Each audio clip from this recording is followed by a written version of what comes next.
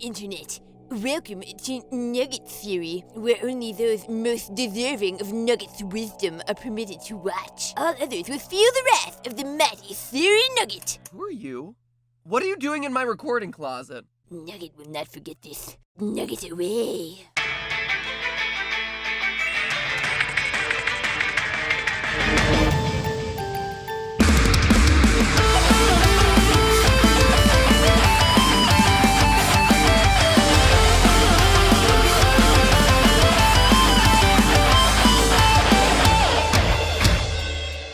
Hello, Internet! Welcome to Game Theory, the show that teaches you high school math by offing a school full of kindergartners. But MatPat, I hear you saying, I've never even heard of a game like that. Do you mean you're doing another episode on haunted animatronics? And to that I say no, not today. Probably 2 episodes from now. No, today we're not killing kids in a haunted pizza restaurant. We're killing them on a family-friendly playground. Truly, Game Theory is expanding its horizons. Loyal theorists, welcome to the world of kindergarten. One of the best games of 2017 and hands down one of my favorite games we have ever covered on GT Live. Now, in case you missed it, shatter that I button in the upper right-hand corner of the screen because there's a link to watch our playthrough. To give you context though, Kindergarten is the ultimate replayable child murder masterpiece of our time. An 8-bit Life is Strange where you relive the same Monday over and over and over again, attempting to figure out the right series of events to complete each character's storyline. Are you gonna try to be the best boyfriend ever to popular girl Cindy by dumping a bucket of blood on another classmate's head? Will you fall victim to Mr. Sweepy as the janitor tries to dispose of suspicious-looking bags in the bathroom?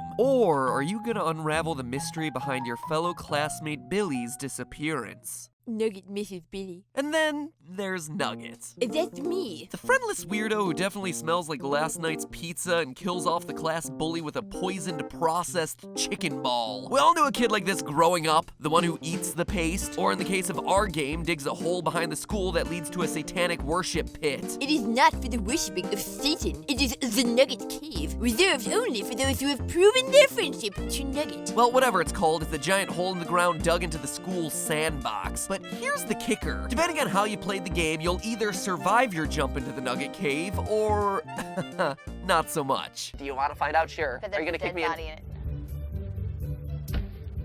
Jeez.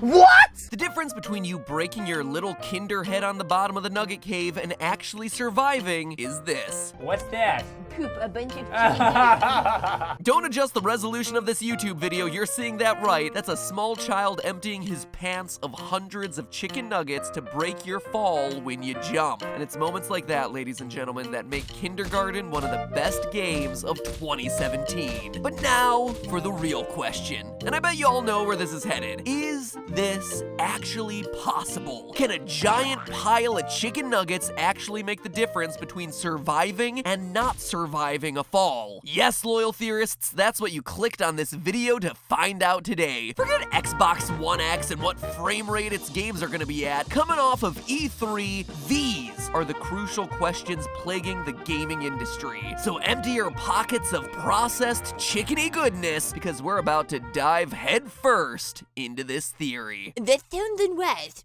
but Nugget will not stop you. Thanks, Nugget. To get started, any falling object, unsuspecting kindergartner or otherwise, experiences acceleration due to gravity, just like you learned in 8th grade physics. Accelerate too much, and when the ground suddenly comes up to meet you, you're going too fast to stop safely. When you hit the ground, you're going from some speed to 0 in a fraction of a second, and the force of that stop is too much for your body to handle, so it breaks. It's the classic saying of, it's not the fall that kills you, it's the sudden stop. But that being said, if there's something there to catch you, then you have a better shot of surviving. That's why stuntmen land in giant airbags. Those airbags stretch out the time it takes to stop a body's momentum to 0. The longer the period of time used in changing the momentum of the falling human, the less force that's going to be released on the impact. Airbags work because they slow down the impact of the falling body by allowing the body to displace a large volume of air. The greater the displacement, the slower the final impact, and the less chance of injury. So, theoretically, a similar principle could work with chicken nuggets. If you're landing on a big, pillowy pile of processed chicken parts, parts, the air, moisture, and inherent sponginess of the meat is gonna spread out your force and give you more time to slow down than, say, the rock floor of the nugget cave. Or at least in theory, that's what we hope. Which begs the question, just how good are chicken nuggets at acting like a pillow? Can they actually save you? And the most important question of all, which dipping sauce should you bring when you hit the bottom? Just kidding, that last one isn't even a question. It's Mulan's Szechuan dipping sauce. And that's the way the news goes. Now, you might be thinking that a rudimentary 8-bit game wouldn't give us enough information to figure any of this out, but we actually have everything we need to solve this theory. We know how long it takes for a kindergartner to fall from the top to the bottom of the hole because we hear the thud when they hit the ground.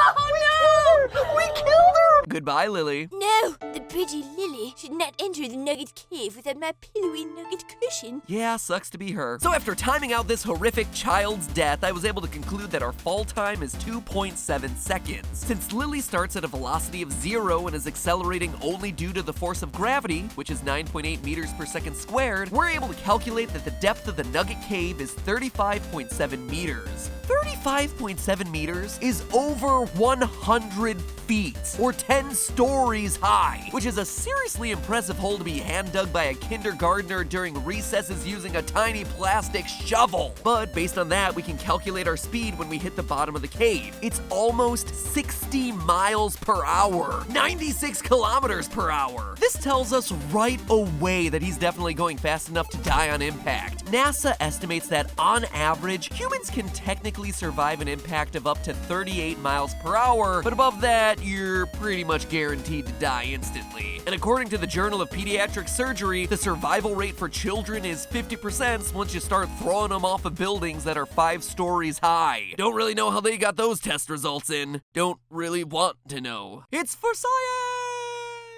And that's only 5 stories high. Our kindergartner is falling from twice that height. So yeah, Nugget, I hope you're confident in the breaking power of your breaded pile of protein. Gentle Method, Nugget would not lie to you, unless you betrayed Nugget's bond of friendship. Now, to figure out whether Nuggets will break our fall, we need to know how soft they are. And it turns out they need to be really soft. The maximum force your spine can take in a feet-first fall is 23 Gs before you start to crumple like a human accordion. For context, when you go on a roller coaster, the max Gs that you feel is about 3 to 6. And when Apollo 16 re-entered Earth's atmosphere, it only got up to 7 Gs. Right now, when we jump straight down into the uncushioned Nugget Cave, we're getting hit with almost 30 Gs of force at the bottom. Way over the threshold to kill us. That means we need a lot of cushioning. But can chicken nuggets actually do the job? To find out, we need to know how compressible chicken nuggets are. Compressibility is basically how much give an object has when you put weight on it. Concrete, not very compressible. My love handles, sadly very compressible. I mean, rock hard. I'm totally swole, bro. Can't spell fabulous without abulous. Yeah, I just need to stop sitting on my butt writing episodes and do exercise. So to test the compressibility of chicken nuggets, Steph and I actually ran around town collecting nuggets from a variety of different restaurants. Once we had successfully creeped out every drive-thru in a 10-mile radius by cleaning them out of their nugget supplies, it was time to test the compressibility under different weights. Gotta pay for some nugs.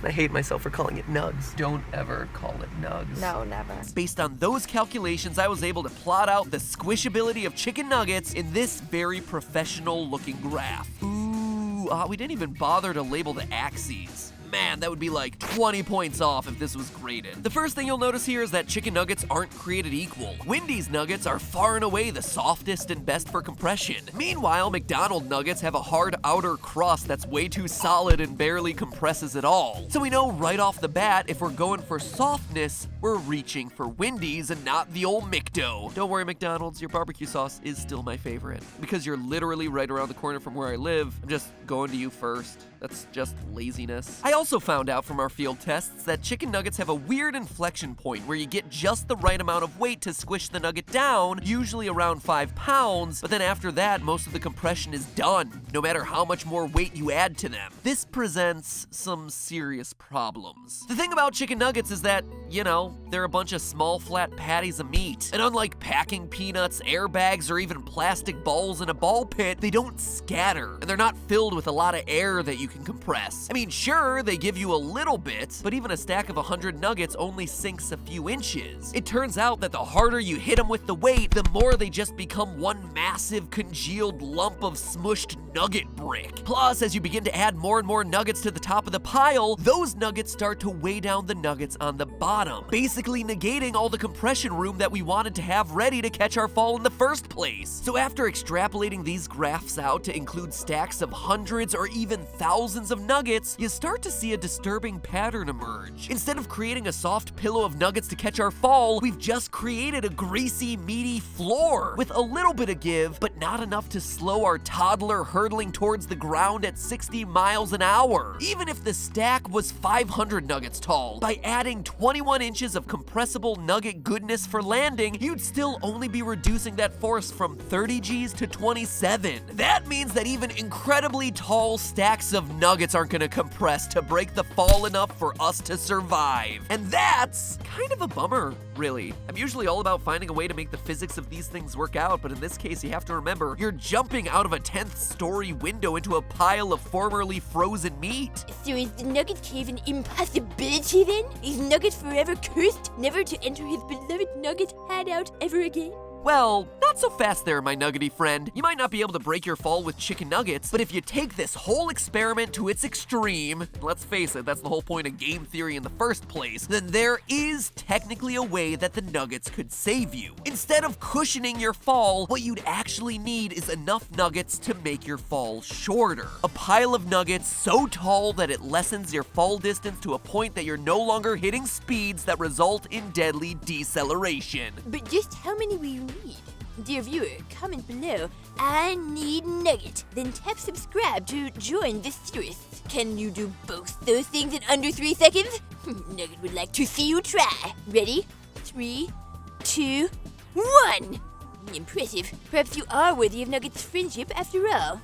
Now, as we've established, our nugget cave is 117 feet or 35.7 meters deep and results in us traveling at 60 miles per hour or 96.5 kilometers per hour at impact. We also know that technically we can survive a fall that gets us up to speeds of 38 miles per hour or 61 kilometers an hour. After running some numbers, we were able to calculate that our maximum fall distance to stay under that speed has to be less than 14.2 meters or less than 46.5 feet. Basically the equivalent of a 4.5-story building. That is still rather high. Sure it is. You don't see me jumping off a 4-story building, but it is technically survivable, so if we can stack nuggets high enough, we can just land on top of the big pile and slide the rest of the way down. This means that we need a stack of chicken nuggets 73 feet tall. A literal mountain of nuggets. An average nugget is 0.5 inches thick, meaning you'd need a stack of nuggets 1,772 nuggets high just to get to a survivable height. But that's just talking about a single column of nuggets. Obviously, you need a pile of nuggets wide enough to catch you. Naturally, a pile of nuggets will fall into the shape of a cone. And believe it or not, there is actual documented science that you can use to help find the dimensions of this fictional 2,000 nugget high chicken cone. You can find the shape of this chicken cone by using what's known as its angle of repose. Whenever you create a pile of some substance, grain, gravel, breaded fast food goodness, it tends to form the same style of cone every time. All of these cones have a standard angle of repose, basically how steep the sides of the cones made from that material are. For the theory today, I decided to use bark as the stand-in for chicken nuggets because of its similar weight and thicker, more oblong shapes. Also because wood chips are often called nuggets. That gave me an angle of repose of 45 degrees. Armed with that information and some simple trigonometry, we can calculate the radius and then the volume of the cone, which is, get this, almost 12,000 cubic meters of chickeny delight. That is nearly 3 million gallons of nuggets. But then how many individual nuggets does that huge number translate to?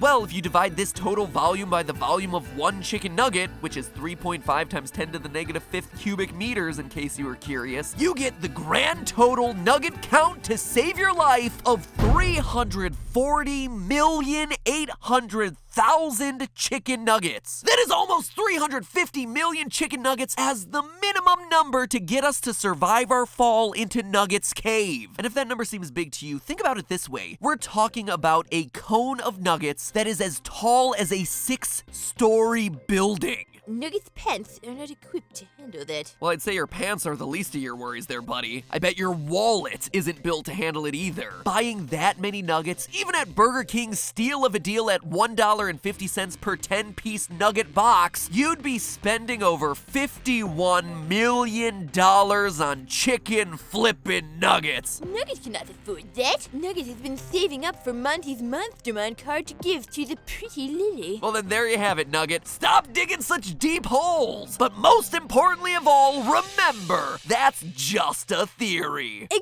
game theory. Thanks for watching. And be a friend to Nugget. And subscribe, please. After everyone at school dying, Nugget needs some new friends. Don't leave Nugget alone. Tap the icon in the center of your screen. Give it a little tap. Tap it. Tap it. And hey, if this theory got you interested in Kindergarten the game, check out our GT Live playthrough by tapping the button on your left. Now, if you'll excuse me, I need to go eat a salad. See you next week!